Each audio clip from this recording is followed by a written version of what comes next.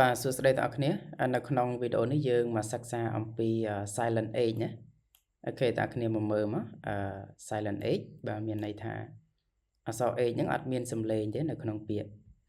តាគ្នាមកមើលពាក្យឧទាហរណ៍របស់យើងមួយចំនួនបាទពាក្យទី1នេះយើងអានថា honest honest អូខេ honest ទាំងអស់គ្នាមើល H នេះអត់មានសំឡេងទេណា O នេះ n អូខេ E នេះស្រៈ E ណាសឹកនឹង turn នេះស្តណា honest គឺយើងសំដៅទៅលើពាក្យស្មោះត្រង់តែគ្នាមកមើលពាក្យខាងក្រោមមួយទៀតមកពាក្យនេះយើងអានថា school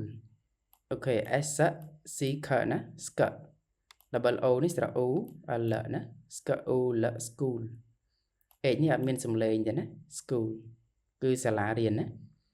តែគ្នាមកមើលពាក្យបន្តទៀតមកបាទពាក្យនេះយើងអានថា chaos chaos អូខេ C K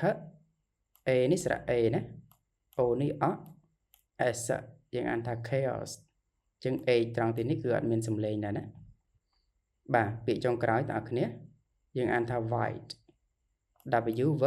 អូខេ I blank E នេះស្រៈ I ណា theta V I T white white អូខេ white យើងសំដៅលើពណ៌សណាអញ្ចឹងនៅក្នុងវីដេអូនេះបងប្អូនគ្នាយើងសិក្សាអំពី silent H បាទហើយធ្វើម៉េចបានយើងសម្គាល់ថា H